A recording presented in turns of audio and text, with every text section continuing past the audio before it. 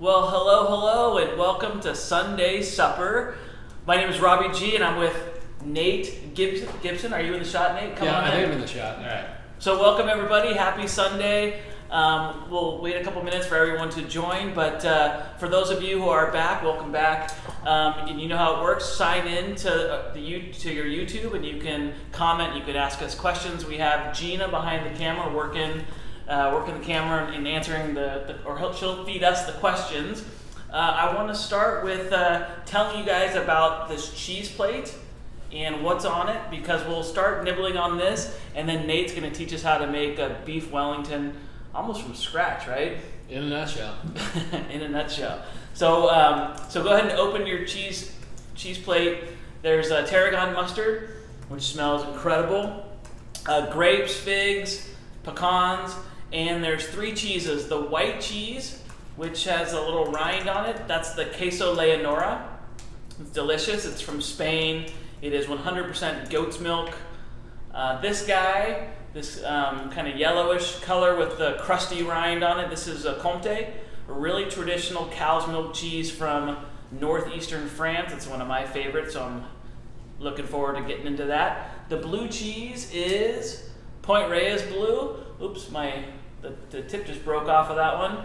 The Point Reyes Blue is a cow's milk from Northern California. It's made with raw cow's milk, and it's an iconic California cheese. It's super delicious. So I would taste them in that order if you're worried about that. But that's just something to munch on while Nate teaches us all about beef Wellington. I'm really excited for this. I didn't eat today because I'm waiting for this delicious dinner from Nate. All right, so I know there is quite a bit in here.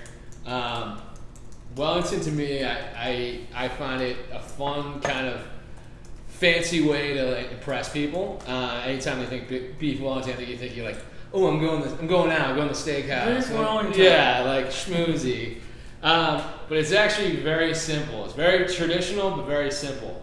So in your packs, we have onion. You're going to have 2 kinds of mushrooms. So you have the creminis and you have the shiitakes. Each kit also came with a little bit of beef tenderloin and a beet. We also have some thyme, garlic, shallots, and some kale, some parsley, and some chives. So the way we're going to kind of start doing this is the first thing we're going to make is our filling. Then we're going to work our way into the proteins, and then we're going to assemble and then make our sauce. So filling. Our filling is going to be a mushroom Decel. I know, like, you probably, if you ever look it up on the internet, you're not going to make it the same way I'm going to show you how to make it. This is a quick, easy way to making this. So traditional mushroom Decel, I did a little homework on this myself. I've made it 100 times probably. I never knew exactly the origin. It was named, a chef made it in tribute of the owner of the establishment. His name was, I think, Decel was his last name, so it was Decel. And what it is it's mushrooms that they're cooked with, usually chopped up very fine, then cooked with onions and garlic and parsley and all these great herbs. So the issue is they chop it up first and they cook it, but the problem is you have to literally sit there the whole time stirring, making sure it doesn't stick on the bottom, burning. So this is a quick and easy alternative to doing that that I tend to really like to do. So first things first, we got the mushrooms. These are the creminis. Creminis have like a really woody stem to them. So if you can see what I'm doing, you don't really want this in there. These oakwood shiitakes, the stem's not that bad. It's actually really delicious, that whole mushroom. So all I'm doing right here is just gonna pop this off, and these stems, I would just keep. These have a ton of flavor to them. So if you're ever making a vegetable stock, these vegetable stock, chicken stock, whatever, keep these, put them in your freezer, take them out, make your stock, and you're golden. So in the pan, we just have it over medium heat. I'm gonna take our onion. So I gave you either got a half or a quarter of an onion. And all I'm doing right now is I'm just gonna cut the tip of this off. So yeah, just like this. I'm just gonna cut it in like kind of medium slices. The reason behind that is we're gonna eventually put this in a food processor, or you can use your knife to break it down. So I don't necessarily need this to be super fine, because I want everything to kind of cook at the same time. So that's why I have it just like that. These mushrooms I'm not even gonna break down. I want them to, picture it this way, a mushroom is a sponge. So it is gonna soak up everything that's in the pan. So I don't really wanna break them down too much, because this is just gonna, it's just gonna get all the flavor out and keep it inside. So I wanna keep them kind of as whole as possible. So, pan's hot. I got my onions cut already. And all I'm gonna do is put a little bit of oil in the pan. If you're making this and you're non-vegetarian, you could use bacon fat, you could use duck fat, anything like that. So, you can hear the little sizzle already. Music to my ears. Right?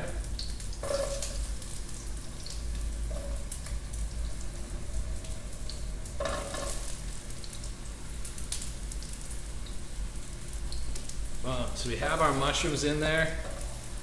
I'm gonna toss our onions. Like, we have literally done nothing, and this kitchen already smells fantastic. So just like that, we teach you this in fancy cooking school. Gotta flick your wrist. And I'm just gonna add a little bit of salt. I'm also gonna take our garlic, and I'm gonna leave the garlic whole. I know this might scare some people, but it's eventually gonna cook down, so it's not gonna have this huge pungency of flavor that you think it's going to be like blowing your mouth out with a bit of onion. And then when you're using mushrooms, you always want to clean them. We clean these ahead of time, and when you do that, a lot of you guys are going to want to soak them in water and everything. But again, when we're talking about these, they are a sponge, so they're just going to completely fill with water. So what you either want to do is lightly spray them really fast in a colander so they're not sitting in anything, or traditionally you just take a damp cloth and just go over the tops of all of them. That way you're not adding any more liquid to it. So that's a great tip. Hey, that's why we're here, really. All right, and so while these are cooking, we have your Tuscan Kale. So all I'm gonna do with this is, if you see in the back, it has a big stem that goes right down the middle. Once you get to right about here, this is edible. This is gonna be really toothy and like not very delicious. So all you do is you just kind of break here, and I'm just gonna pull down. And it just takes it right off. So I didn't do anything besides pull down, and I have kale exactly the way I'd like it. And then you're just gonna give this a quick wash. And I'm just gonna, again, kind of with everything here, I'm just gonna rough chop this. And the reason I wanna rough chop it is just space-wise to fit in here. So I'm just gonna give this another little toss. No jumpers yet. See? Impressive. We used to have contests at like, so you could flip it frontward, backwards, side to side, opposite hands, two hands at the same time. Yeah, that's what you do with all your free time. Juggle. Juggle, right? And then while this is cooking, I'm just gonna sprinkle in a little bit of thyme. And I know we learned from last class that when you take thyme, go from top to bottom, just kind of like we did with our kale. It will just come right off. And we just sprinkle that right in. Like shaving. Exactly. That's exactly what I tell everybody. If you've ever shaved, you know how to do this. All right. So this is going to keep cooking. I'm going to start with talking about the protein. So in your kit, you got beef and you got beet. We also told you if you wanted to, you can get tuna as well. So we're going to show you how to make all three. The first protein we really want to get started with is our beet. So these are just classic red beets. And again, we get all of our produce for these classes through specialty produce. local guys, they probably are the reason half these restaurants are in business with produce. They provide it for everybody. So what I like to do, and it's probably a little bit weird to think about, is salt roasting beets. So I know most people will just boil the crap out of a beet. The issue is we don't want to add any liquid to this. We want the beet to be like a nice roasted, we're trying to mimic protein. So we don't want it to be too watery because it's also going to sog out our pastry later. So what I like to do is I like to put this in a bed of salt, just like this, and I'm going to pour a little bit more salt on there. Sometimes I'll even just cover the whole thing. And the reason I want to do this is salt will help cook this evenly. So in a casserole dish, I usually just bury the whole thing in there. And then you can wrap the top in foil and then toss it right in the oven. So I usually do it at like 350 for about an hour and a half. You just want to make sure it's just nice and tender. The reason I do the salt is it evenly cooks the beet throughout the whole thing. So a lot of times you'll see like fish, salt-crusted fish, or salt-crusted beef, or something like that. And the reason they do that is it encases it and almost creates its own oven. So just like that, the way the salt is on that? Yeah, you can even just put more on top and just wrap it, but it's gonna help cook it more evenly. Wow. And it'll extract some of the moisture without adding any moisture back into it. There's so much water in there already. Like if anyone's had beet juice, like that's all it is. You're juicing beets, and there's so much liquid that comes out of it that you're just trying to make sure you're doing that without sogging down your pastry at the end of the day. So if you look at our mixture now, I'll bring this closer to the camera. You can kind of see our onions are right around the edge. Just trying to get a little bit translucent. This is perfect. You're at a great stage. So in the kit, you also got a small container of sherry vinegar. I love sherry vinegar for this. It adds that nice vinegar pop, but it also adds like this, almost like I don't even know how to describe it, like almost winey, but also like boozy kind of flavor without actually adding wine or booze at all. So what I like to do is you're gonna add a little bit of this, and this is just called deglazing. So I'm just getting, make sure all these bits and everything are coming off the bottom. And this liquid is actually gonna help cook, do a little bit more. It's gonna help cook the mushrooms and onions the rest of the way. So if you're at home, this is when you wanna like cover this up. You're gonna cover it up and just let it cook for a little bit longer. So we're just gonna show you like this, because otherwise if we cover it, it's just gonna get all steamy and you can't see anything. So we're just gonna wait for this to cook down. And then other proteins we have the beef tenderloin. So beef tenderloin, notorious for being this, I think any wedding you've ever gone to, you've probably seen beef tenderloin there.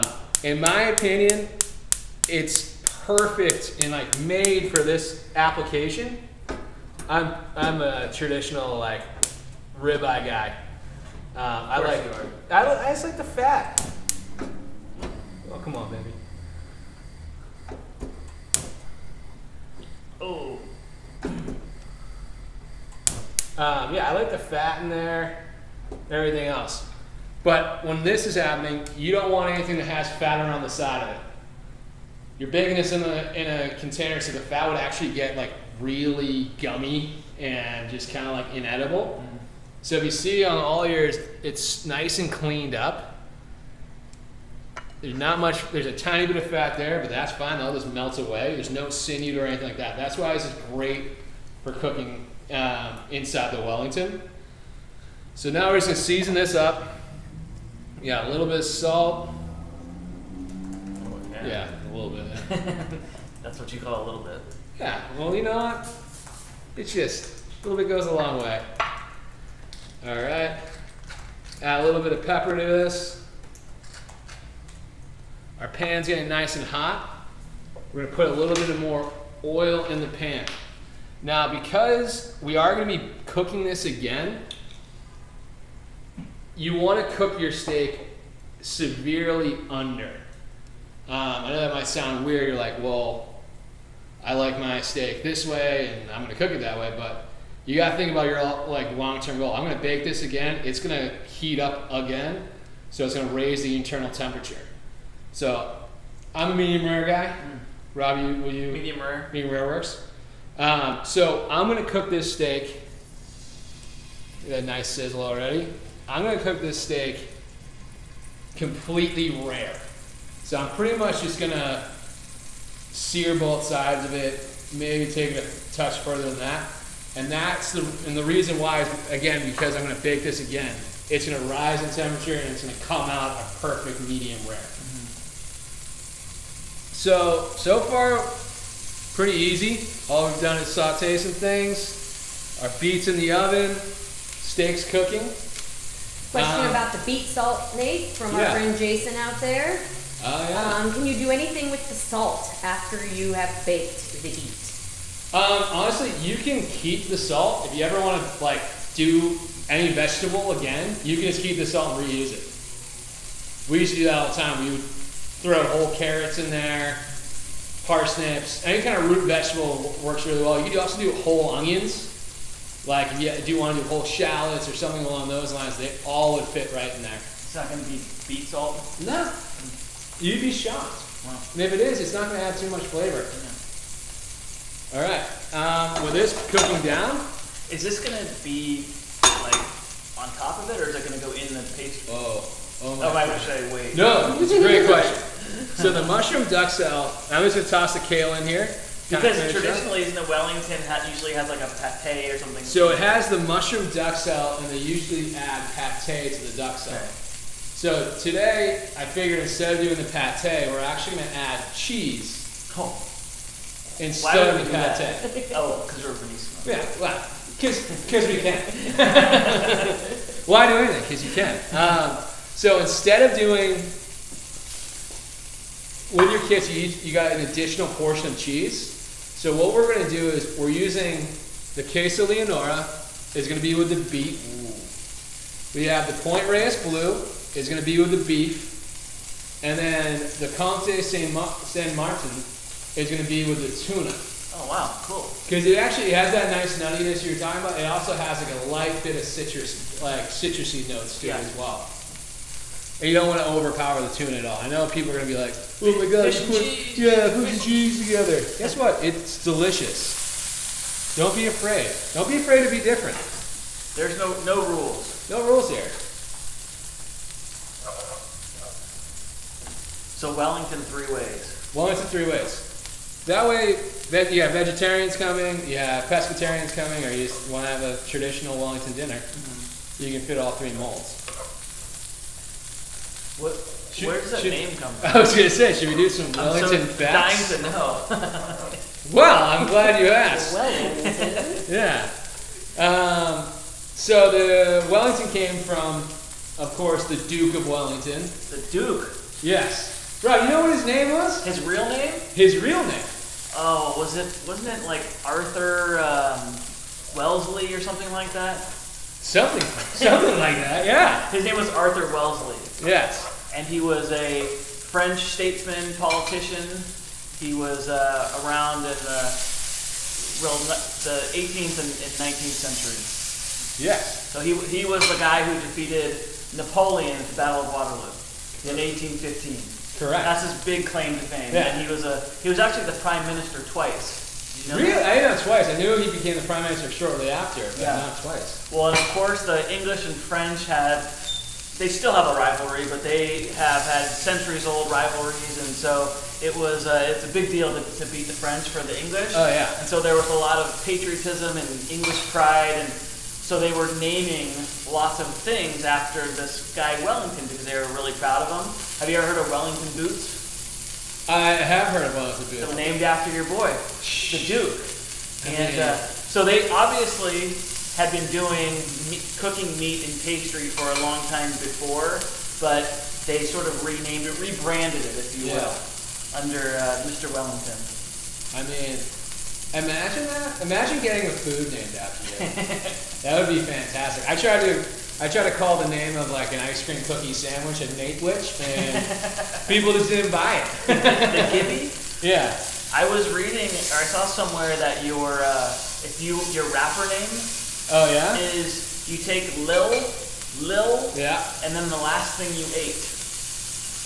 So what's your rapper name, Nate? It's gonna after this will be Lil Wellington. It was actually Lil Bacon. Lil Bacon. That's pretty good. It's actually really appropriate. Yeah. I think I had Lil Eggy. Lil Eggy. Oh man. So the history of Wellington is that he defeated Napoleon. Correct. And Napoleon, of course, the little emperor, he was probably like 1/3 of your size, I would say. Napoleon was. And so after he lost at Waterloo, that was kind of the end of Napoleon. He was exiled. But Napoleon was he was like the epitome of little man syndrome. And he was out empire building, and he wanted everyone to speak French, everyone in the world. And Napoleon, of course, was based in Paris, but he had a chateau in a part of France called the Loire Valley. And the Loire Valley is where they're famous for their goat's milk cheeses, also white wine, and also if anyone's been, they have these incredible, beautiful chateaus everywhere.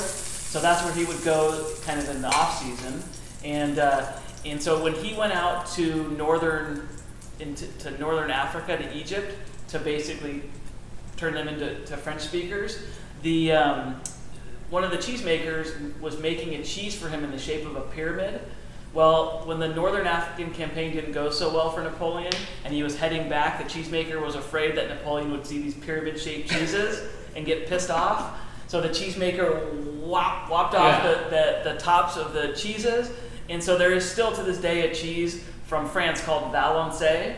And it's from a village called Valençay, but it looks like a pyramid with the top chopped off. It's called Valençay. It's called Valençay. Valençay. Okay. You don't say. All right. Don't forget that. And that is your history of Wellington. So all I've done is I just took our steak out of the pan. You can see, and like, feeling this or not, it's raw. The middle of this is what they call black and blue. So I'm taking it out. This is when you want to put it in the refrigerator. The reason you put it in the refrigerator is I don't want this to cook any longer. I want to stop the cooking process right now. So I'm going to put it right in here. Everyone gets to see what's in Gina's fridge. And we're going to turn it back to our filling. So this is pretty much done. Oh, it smells so good. No, thank you. So all I'm going to do is, we got a food processor right over here. Gina's going to pan over shortly so you guys don't get sick. And you can either use a knife, you can use food processor. If you have a Ninja something, you can use that. Whatever you'd like, whatever is more convenient. And then you're just going to pulse this up. So this is where that Decel is going to happen. And if you can see, there's still a good amount of liquid in here. Great. This is a ton of flavor. So I'm just going to show you one quick batch. So all I'm going to do is I'm going to take this and we're just going to put it right in here.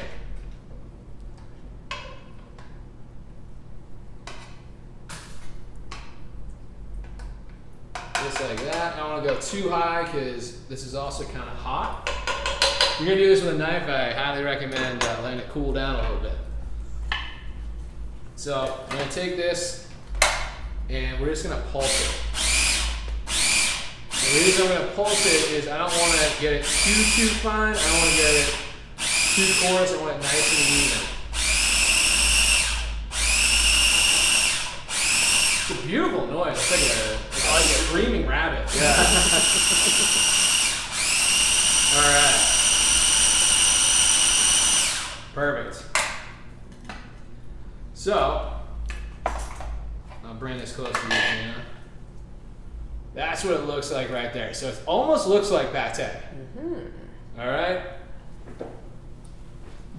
There you go, Robbie. Oh yeah, beautiful. Yeah. All right, and then we're just gonna do with a little magic of television swap out. Boom. Voila. So what we did is we took this beautiful, beautiful mixture. I then put it in a strainer just like this, in a bowl. So the bowl, it's a cool trick that I think I showed you guys last time. You take a smaller bowl, put it upside down, then you put your strainer in. It'll sit a little bit higher and it won't sit inside inside the liquid, because that's what you're trying to get rid of. So I'm just gonna take the hot mixture and you put it in here, and then you're gonna take another bowl, put it on top, and you can see it, like all this liquid is gonna come out. This liquid is great and we're gonna use it later, but for the meantime, we don't want, again, to sog out our dough. So we're just gonna leave it just like this, put it in the back, and then continue. So in essence, we just cooked all those batches, all went in there, and now we have this. So we have our kale in there, we have our onions, our garlic, our mushrooms, and it's this beautiful paste. So this is where our herbs come into play. So move this right here, perfect.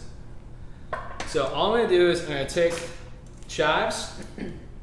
I know we've done this a couple times, but I like calling them chive bubbles.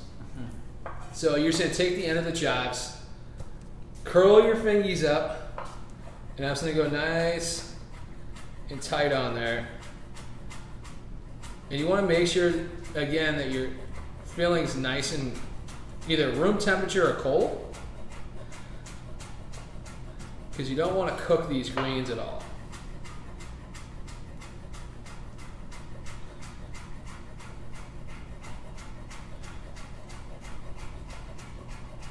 I mean, it's really, really incredible, right?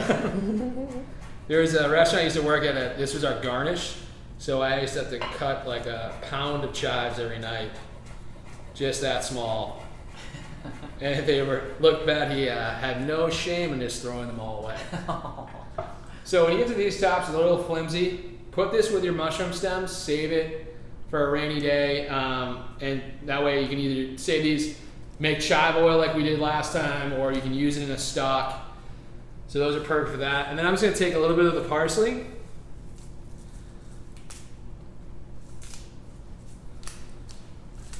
Could you put that in the fridge to cool it down, or should you not do that? The which one? The mixture you're working on now. Yeah, so I had already cooled that down. So when you're doing this for it, you can either put it in the fridge overnight, cool it down, keep it on the side. You just want it to be room temperature or colder and get some of that liquid out of it. So I'm just gonna rough chop the parsley. I don't need to be too fine. I know I said mince, I believe, on your recipe guide. But I'm gonna get it somewhat similar size as that chive. All right. So now that I've done that, I'm just gonna put that right inside our filling. And I know people usually don't think the cutting board can move when they use it. Bring everything to it, try to get it over the edge, and things just fall on the ground. It's not that heavy, guys. You just lift it up. So I'm gonna fold this in. And then if you guys have any of that mustard left over. Ooh. Do you want some of this? I've already had a couple bites. Man. Super good. You can take this and put a little bit of this in. Just like that. Mustard is one of my favorite ingredients to work with. Due to the fact that, one, it has a ton of flavor to it, but it's also a natural emulsifier. And like when you're making, for me, like I make hollandaise, that's my little little trick for you guys. Hollandaise, add a tablespoon of mustard. It pretty much never breaks. Oh. Knock on wood, but it'll never break on you. It'll keep it together. So I'm gonna do this, hit it with a little more salt, a little more pepper, and then we're just gonna go ahead and try to taste this, see where we're at. I don't want to poison everyone here.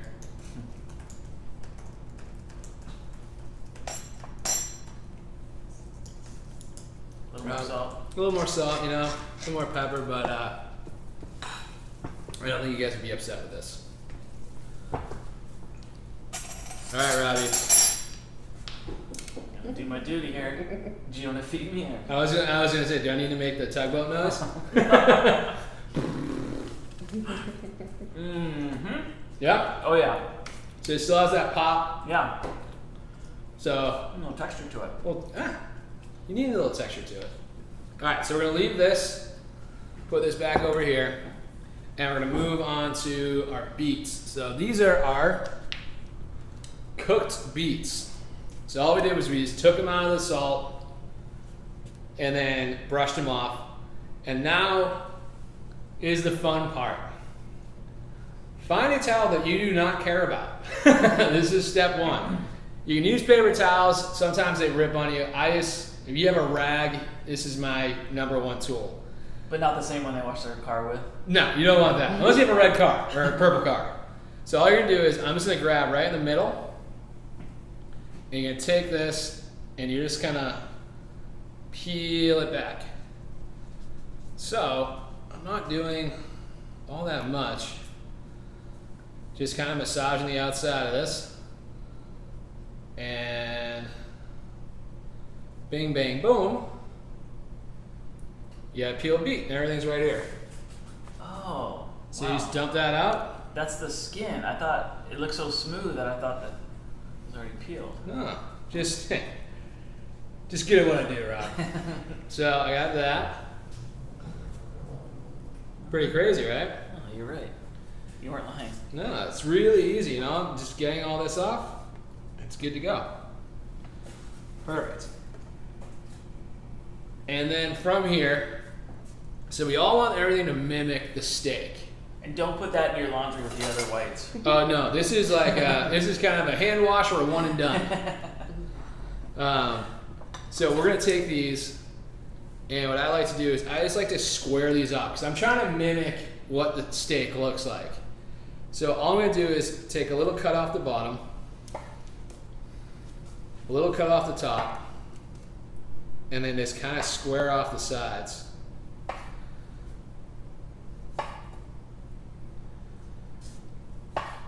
So now I just have a cube of beet. Mm. I don't know about you, but that looks pretty. It looks just like Yeah, it looks like beet. Tenderloin. And then the great part is now you have all these beet snacks afterwards. Throw those in your salad. Woo, girl. I love beets. They're, in my eyes, this is nature's candy.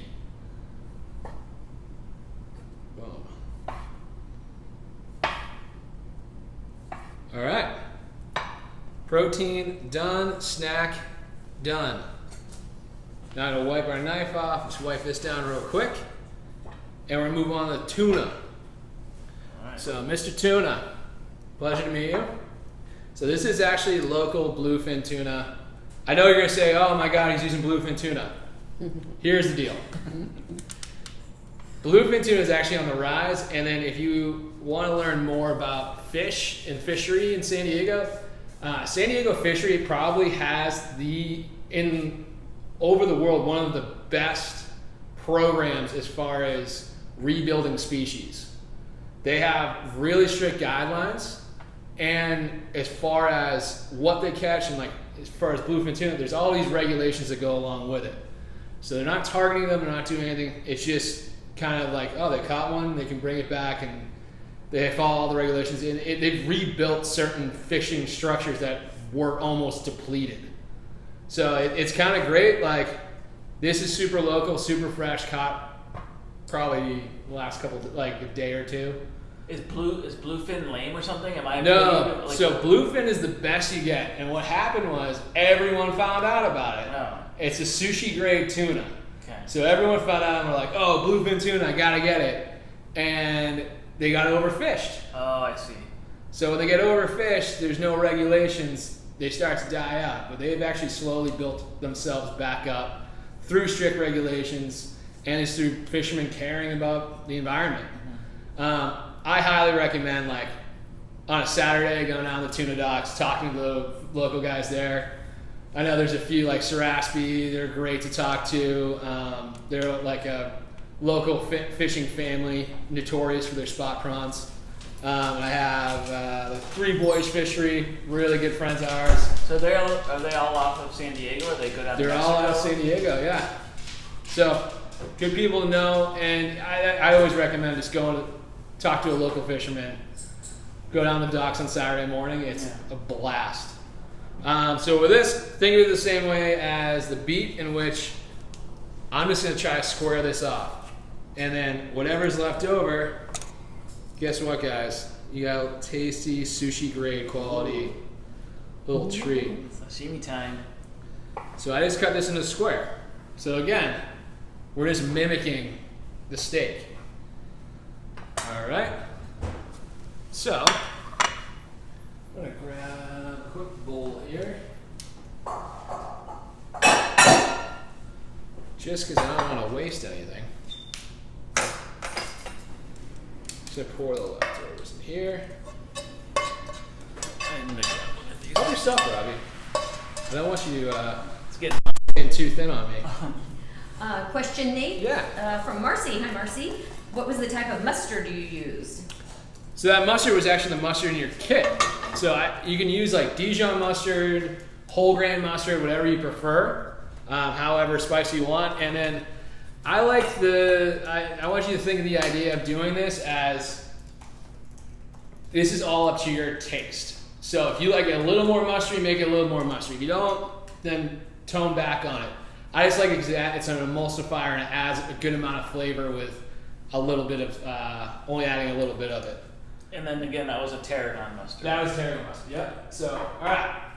Now we're gonna get to the fun part. We're gonna start getting ready to roll these bad boys. So we're gonna need our puff pastry. So I grab this from the fridge. I cut these for you ahead of time, so you each got two. So you can do the beet and the beef. These are, so puff pastry, if you ever want to make it yourself, good luck. You need quite a bit of time to do it. Traditionally what they do is they make dough, and then they take the dough, they roll it out, they put a whole brick of butter right in the middle. No wonder it's so good. Fold it, fold it, fold it, fold it, roll it, then you put it back in the refrigerator or freezer to chill it, and then you don't add any more butter, but you just keep the folding process, and that's why it has so many layers in it. Wow. It's, I don't know, it's delicious. Best way to say it, it's just delicious. It has like a croissant-y. Yeah, so a flavor croissant to dough, like, they're technically different, but pretty much the same thing. Yeah, it just tastes like butter. Yeah. Buttery bread. And when you do this, the reason it flakes, we can talk about this.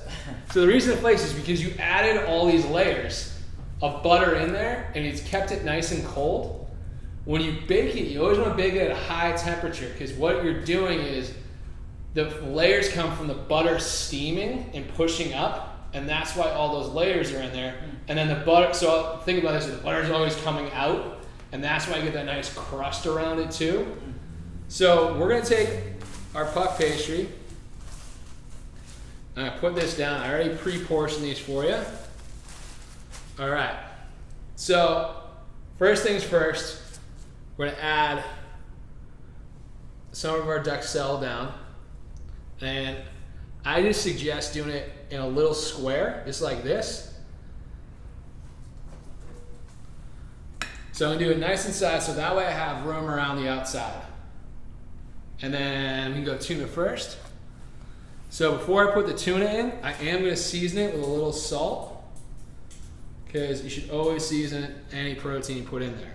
So here's the thing: if you want to, now would be the time. Like you could smear a little bit of mustard on this, but we're also, because we're feeling a little fancy, I'm just gonna put a little wedge of that cheese right down in there, and then we're gonna put this right on top. Well, you did say Comte with the tuna before. Oh, I did. You did, but it doesn't matter. No, Rob, it does matter. You caught me. I just don't want people getting confused. I got confused. I'm human, guys. So I just cut this up a little bit. You were totally right, by the way. I don't know why I just look good. It was just staring at me. All right. So we're just going to do this. And then what I'm going to do from here is I'm going to take this and I'm kind of going to fold and tuck at the same time. So all I've done is fold and it's tuck it in because I want it nice and tight. Did you work at Chipotle? You know, it was always a dream of mine. So far it looks like this. So then all I'm going to do is I'm going to take my fingers, push down the sides here, and I'm going to fold this way, and I'm going to fold this way. All right? So nothing too tricky. I just made an envelope. It's like an empanada. Yeah. So I'm going to take my knife. I'm just going to cut right here. Cut right here. And you can see it's sealed on this side. It's sealed on this side. And then right here, it's going to be on the bottom. So I'm actually not worried about it breaking open or anything because there's so much weight that it's actually fine. And I'm also really going to put a tiny T in here. So that way I know it's tuna. All right, so this goes next to Robbie. And then we're just going to do the same thing. We're going to take this. Well, it'd be Lil T if you're a rapper. It sounds like what's it called? Like the Three Little Pigs. Like little T, let me in. All right, so that. Now I'll add queso Leonora and take my beet. This might be a bit of a stretch. This is to show your real Chipotle skills. Yeah. So again, when you use this puff pastry, make sure it's nice and cold. You don't want it freezer cold. You just want it refrigerator cold, because you want to maintain those layers. And if it's too soft, it's going to stretch on you too. And then it's when you ever like you have a really thin part and a really thick part. I mean, if it's too thin, will the middle it's just burst out of it? No, but it'll just burn on top. Oh. So you want it cooked nice and evenly. So I just did the same thing. I'm going to cut the sides off. All right, now we got our beet. All right. And then, honestly, you can bake these up too. These are going to taste delicious. Little pita chips or something? Yeah, or puff pastry chips. All right. And then last but not least, we're going to do the beef. And I'll just do both those pieces. All right. So we're going to do again, filling,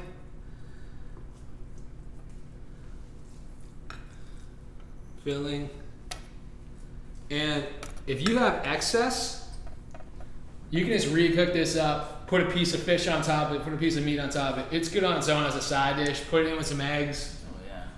Anything along those lines. I'm going to take our beef right here, and I actually did another one ahead of time with the magic of television.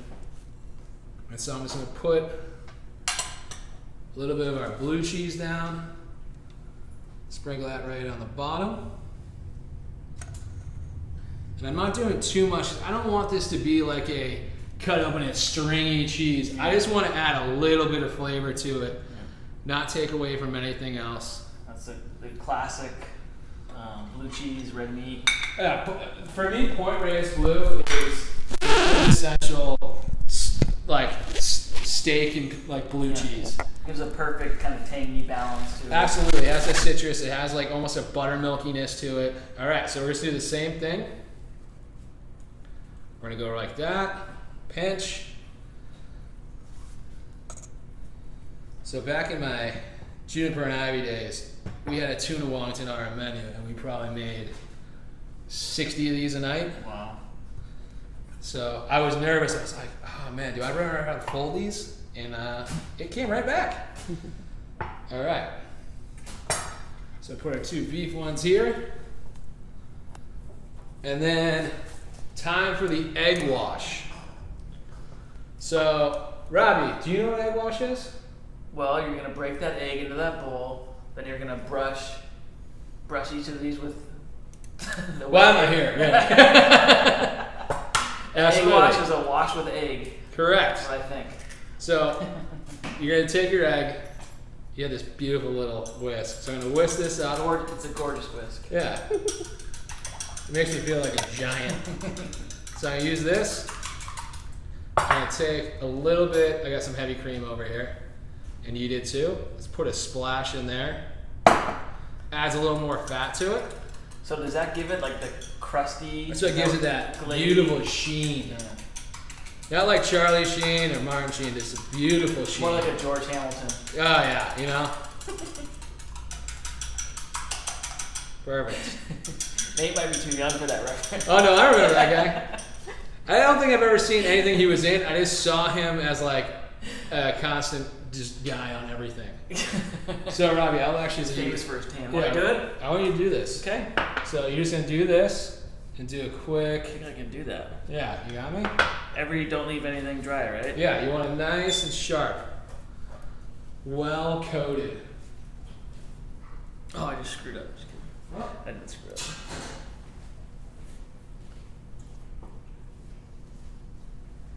This kind of looks like a little chicken with like a leg. Oh, I see what you're saying. Perfect.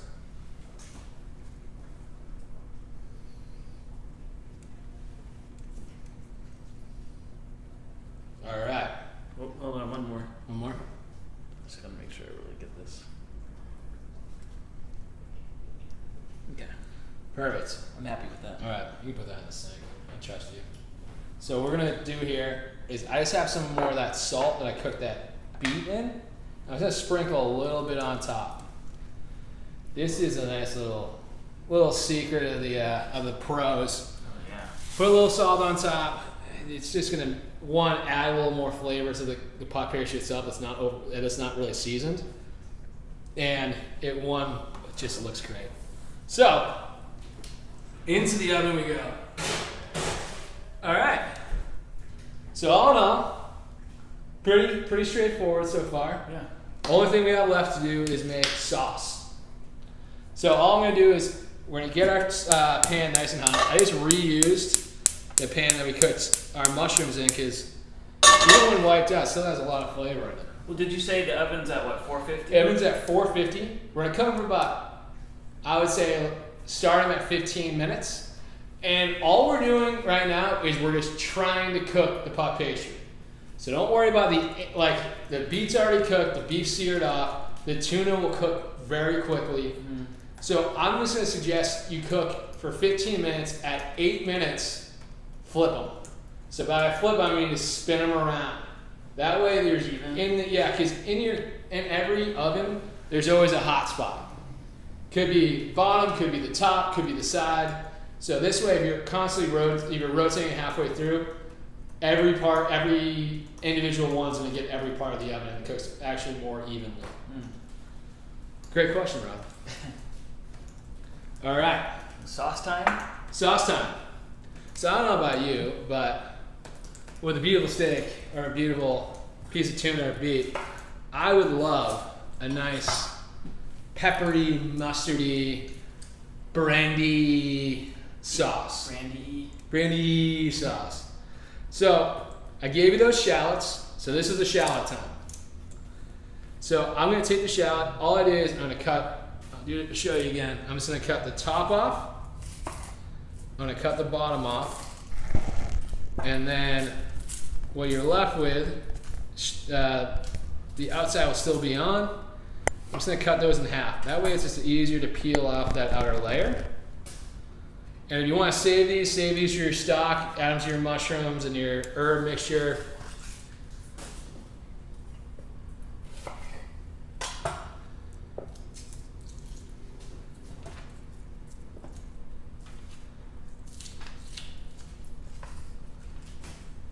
to do a little bit extra because we got a couple more wellies over here.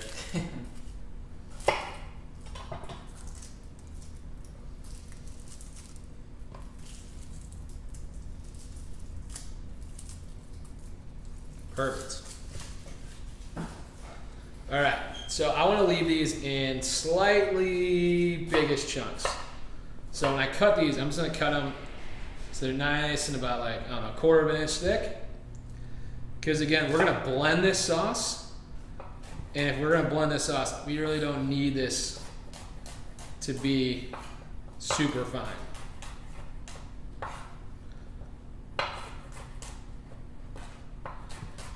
So I love shallots, especially if you're doing sausage, you're doing vinaigrettes or something like that.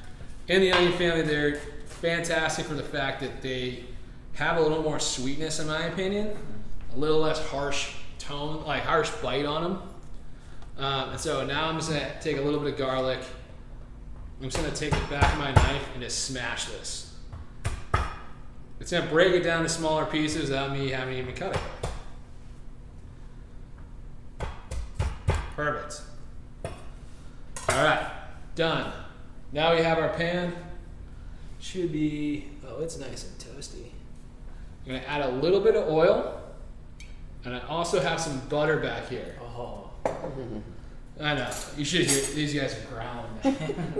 The reason I eat the oil first and then add butter is for the fact that when you add butter to oil, it raises the smoking point of the butter, so it won't brown. It'll take a lot for it to brown. Otherwise, if I put the butter straight in there, it would just turn black and burn. No, I always make that mistake. Oh yeah. That's why I'm not a chef. Hey, you know, this is just things you learn on the job. I'm good at eating though. You're very good at eating. So we're gonna do that. I'm gonna add some salt to the pan, some pepper to the pan.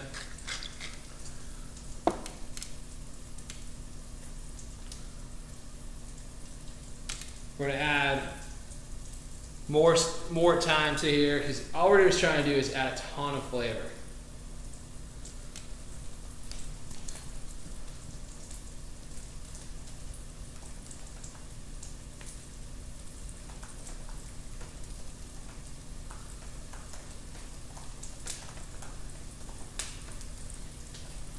So I was thinking, we have a little gift card to give Oh, away. do we? Yeah. This is from Specialty Produce, which is over there by the Mission Hill store, off of the 5. This is a $10 gift card, and if anyone, the first person, we had to think of something that you couldn't just look up because we know you're at home in front of your computers. If anyone can tell us, the first person to tell us the cheese that was made for Napoleon from the Loire Valley gets this $10 specialty gift card. And if you haven't been to Specialty, you're in for a treat when you see this place. That's where I actually do my grocery shopping, is at Specialty. They've turned into like a full service grocery store, but it has the best produce and freshest produce you can get for a fraction of the price of grocery stores. The other cool thing is it's seasonal, so you go in every week. There's different stuff every month. And it's really, really cool. So you can just, every time I find stuff I've never seen before. Yeah, and they have that farmer's market department too. Yeah. So they have a whole section, it's the farmer's market section. Go in there and it's all local people. So that's even more fun. They have like fresh eggs, they have fresh produce from a couple miles away. Also, bonus points for the best rapper name. Ooh, I like that too. All right, so here comes the fun part, folks. This is where we might see some flames. So we got a little bit of brandy here. I just picked this up at a local liquor store.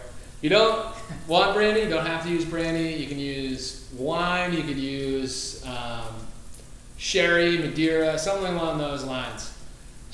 Or if you just want to make it with no booze at all, this is where you can use some stock. But when in Rome, you know. Could you use that sherry vinegar? Oh, you can use a little bit of that sherry vinegar. So, I'm gonna add a little bit here. You want to see it? All right. That's awesome. Yeah. So all this is going to do, so no one freaks out, it burns itself off. So you're burning the alcohol out of it, and you're left behind all this beautiful flavor. Oh wow! Did you do that in a restaurant to show off? Yeah. Some people do in the restaurant without trying to show off. Yeah. That was even fun too. An eyelash here and there. Oh, like that's how I knew I was working certain stages if I had any arm hair left. So everyone be careful when they do that. So if you have I will say if you have an induction burner or if you have a electric burner, unless you put a match in it, it's not going to work. Gas burners, tilt to the side, just be careful. And so in this container, this is our leftover mushroom liquid. Let's give a little. Oh my. Yeah, gosh. so I'm just going to add this back in. Oh, and you put the thyme? Yeah, I saved some thyme stems in there too. That's cool. Perfect. So now we're just cooking. So this is going to cook down. And we want this to get a little bit of thickness to it, not a ton, because we're going to eventually add a little bit of mustard to it, and we're going to add some heavy cream. So that's really going to add a lot of thickness. This is just, we're just getting a ton of flavor from the onions, we're getting from the garlic, the wine. It's almost more like you're almost making like an poivre, if you will. A what? A poivre sauce, like a pepper sauce, yeah. Nate, question for you. Yes. If it didn't flame, poor Susie, hers didn't flame. Can you make it flame? Yeah, so again, if you have an induction burner, you pour it in there. If you get like I would heavily say a stick lighter, put it on the side, it will flame up. Just make sure you stay back a little bit when you do it, but it will, and as you saw with here, it will go up pretty quickly. Be careful, Susie. Be careful, yeah. Please. All right, and so I'm just gonna rotate, you can see right here, I'm just gonna rotate our pastry right now. Ooh, they're starting to look nice and golden. Yeah, Whatever, pretty. halfway there. Rob, nice job with the brushing. It's Thank really you so much. setting the I tone. noticed it's very even. Robert G, are you ready for a winner? Yeah, do we have a winner? We have a winner. Who we got a winner? What do we guess? Who's the winner? Jason Ross. Jason Ross. Oh, nice. Jason, you're the winner. So, I don't know how we'll get this to you, but I do. One of your many deliveries, we'll take care of it. I was going to say probably the next delivery, unless you're going to be in one of the shops. But we'll figure out how to get this to you. Congratulations. Did you notice I said balance like 6 times? And his cheese name? Or little name? What is Jason's Lil cheese Pokey. name? No. Lil Pokey? Rapper name. What's his rapper name? Lil Pokey. Lil Lil Pokey. Pokey. Nice. That's pretty good. That's actually great, yeah. All right. We'll figure out some kind of bonus thing for Jason. Yeah, way to double down. What movie was Napoleon Dynamite eating an ice cream sundae? Napoleon Dynamite? Or Napoleon. That's where my head went, yeah. All right. So, What was Napoleon Dynamite's friend's name? Pedro. Pedro. Vote for Pedro. Actually, I went as Napoleon Dynamite one year for Halloween. Did you? Yeah, I kind of Did you looked dress the part. up or no? I have to dress up. Yeah. Yeah. The poor actor who played Napoleon Dynamite. How does he play any other role in Hollywood? I don't know. I think he's thinking that to himself. I think Napoleon Dynamite. I think he was based on Point Dexter from Nerds. Didn't he look like him? Yeah, a little bit, yeah. I think he's a twin, which is even weirder. Alright, we're way in the weeds now. Yeah, we dug deep on that one. All I can think about with Napoleon is actually Bill and Ted's Excellent Adventure here in Pasadena. Or no, San Dimas. San Dimas, yeah. So, back to our sauce. Looks great. The alcohol's been burned off.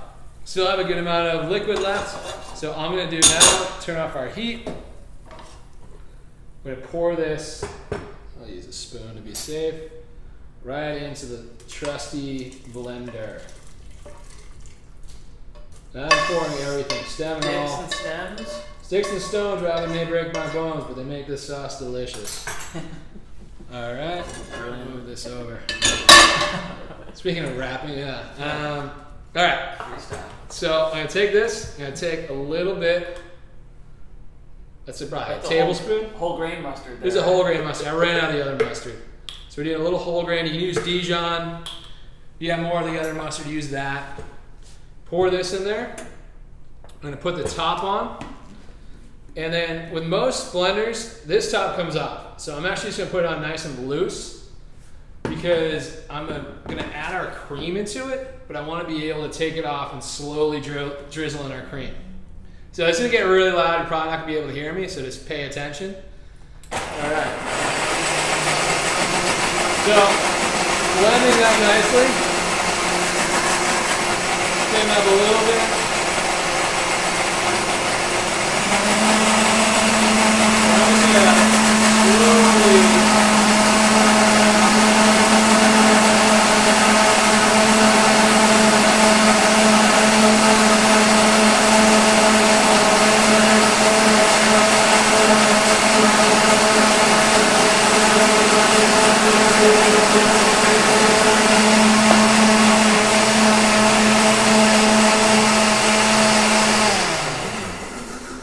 Slowly drizzle in our cream. Now we're just gonna give this a little good old-fashioned taste.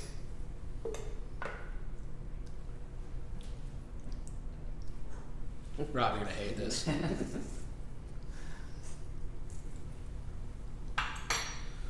little bit of salt. I just love all this like extra Little bit stuff of that pepper. you can have for other things after, Oh, after yeah. the Wellington. All right. Gonna pulse it real quick.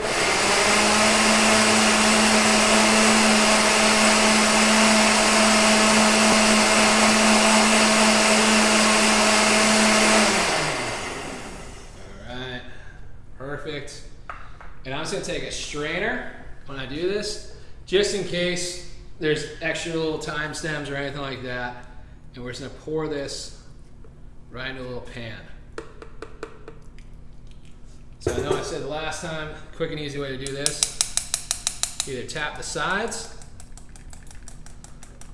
just like so, move it with a spoon. But that heavy cream has added some nice texture to it. And when you taste this, it's not overly thick. It's actually, it's been frothed up by using a blender. But it's gonna have a ton of flavor to it, a nice pop. Because that puff pastry is gonna be super buttery, a lot of flavor from the beef, a lot of flavor from the tuna and the beet and the cheese. Like, you need to make sure this sauce sneakily holds up on its own. Was there some sediment? You Oh, can't a really little tell bit of it. sediment, yeah, but not a ton. Mostly some leftover sediment from the mustard. But if you want it a little thicker, you can just keep some of that in there.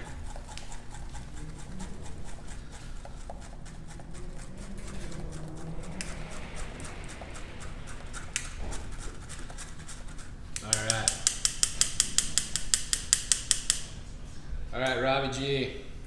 Do you need me to taste? I need a quick little I'll taste. take one for the team.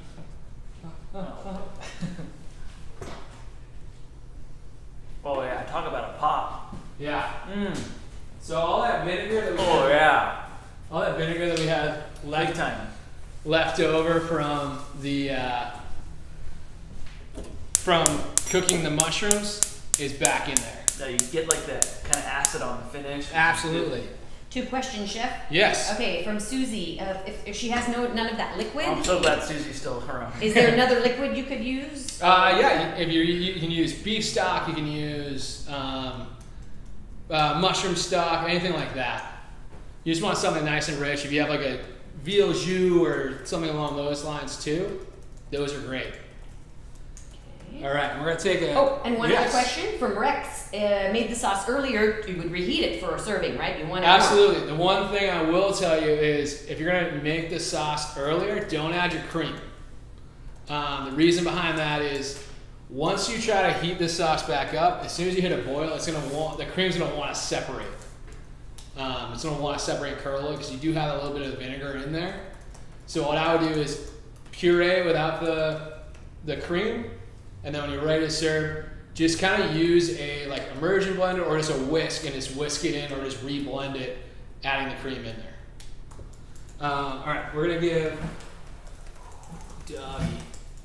Oh, boy. Doggy. All right. That one's like, you can see it moving. This one? I know. Both of them. So yeah, probably 1 more minute with our Wellingtons. Oh, yeah. They're looking good. Yeah, so I just heated our pan. Preview. I heated our pan back up, and all I'm gonna do is, just because, I don't know, you can do whatever side you want. I just grabbed some fresh green beans because I feel guilty of us just sitting here pounding meats and That's Adkins. this is reverse Atkins, yeah. So all I'm gonna do is take the stems off. We're just gonna saute these up. This is the pan that I cooked the steak in. So this has all those steaky flavors. Yes. And we're just gonna do this. If you want, I know like, well, you guys might be saying, oh, he's not blanching these. I'm not. You can blanch them. That's great. It keeps that green color. I'm just, for me, these take such minimal time to cook. I want them to get as much flavor in this pan as they can. And I actually got these at the farmer's market department at Specialty. So we just got a little bit of these cooking. Robbie, I'm gonna say that our Wellingtons are done. You need me to do anything? No, you're doing great already. So I'm gonna move this here. Let's grab our wellies. Oh boy. Oh, look at that. Holy Toledo. Right? Whoa. I love all this little crust that comes out. And Not bad, huh? So these are incredibly hot. So what I'm gonna do is I'm gonna let them sit for a second. But the first one of these I'm gonna cut is always gonna be my tuna. I don't want my tuna to overcook. So while these green beans are working, this is perfect. Leave it like this. This is gonna be fine. I'm gonna take our fish spatula, take this over. All right, Gina, I might need your help with a little close-up over here. Okay. Clean up my mess a little bit. is there a trick to getting a good cut, or is it just having a good knife? You want a nice sharp knife. If you have a serrated, I actually at this time wouldn't use it fancy enough because you don't want to tear through. If you have a slicing knife, that'd be the best. So this Max got these perforated edges. Is actually made for slicing. Nothing sticks to it. So you can do a couple different ways of cutting this. If you want, just serve this like this, cut it right in half this way. I want to showboat a little bit, if that's okay.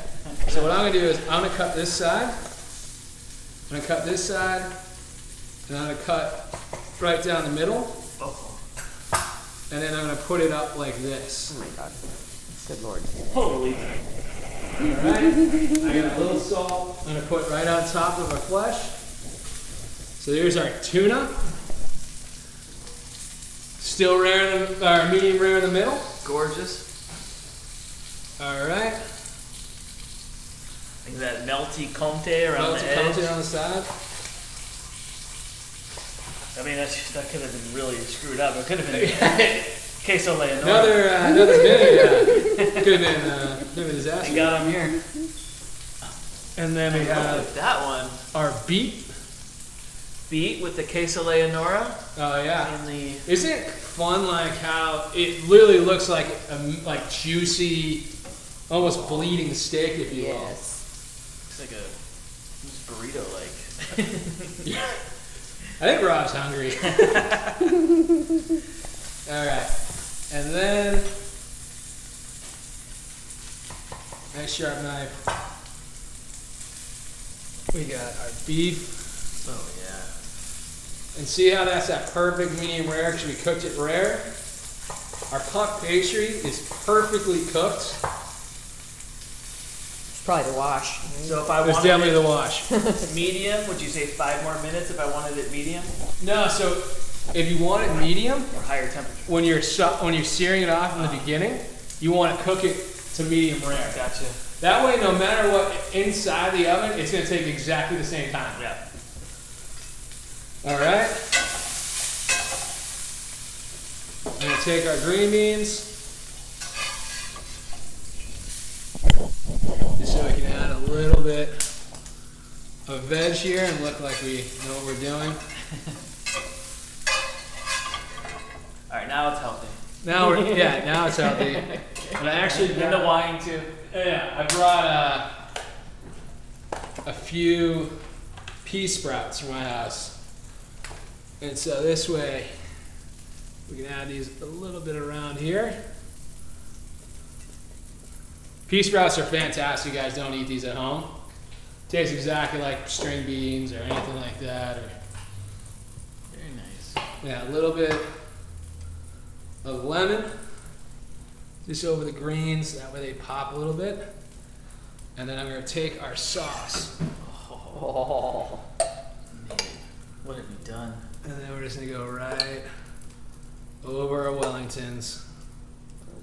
Amazing. You gotta be shaving me. All right. Oh. Gotta go. Yeah. All right, everyone. So, Good night. I know there's a few steps in here along the way, but all in all, I think this is a really fun, easy kind of chast to do, and it comes out delicious. Right? Oh wait, Bobby, we need to get you a knife. Should I have a bite? I should probably have a bite. I think, right? Here you go, sir. I'll get you a fork. Taking a fork. Oh, thank you, sir. I'm gonna make this one look a little ugly.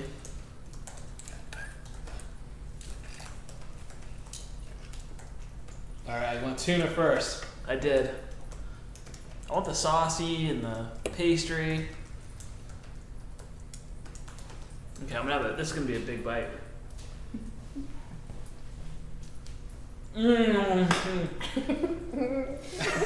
Not fair. Unbelievable. It works? Holy Toledo. Yeah. Keep saying that. That's my new tagline. That is so good. Hey, Wow. you guys also You gotta eat it fast too with the sauce, huh? Fast, slow, whatever you want. I'm gonna eat I know fast. you're gonna eat it fast regardless, but yeah. You're supposed to just say yes. Yeah, totally. Eat it fast. Good Oh, tummy. that's so good. Well Yeah. done, Nate. Thanm you. So, Or I mean, medium rare. yeah, I mean, hey, what in Rome? So, again, thank you guys for joining us. We do have a plug for our next cooking class. Yeah, thank you everyone for joining us. Send any more questions and we can answer them on Absolutely. the YouTube comments.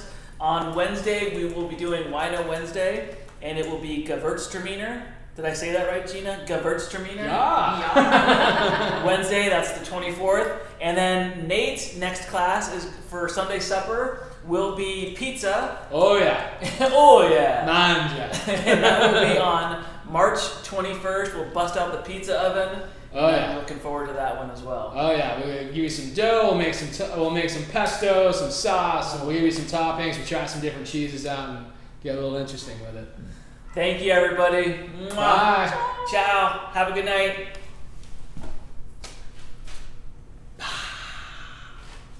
That is so good.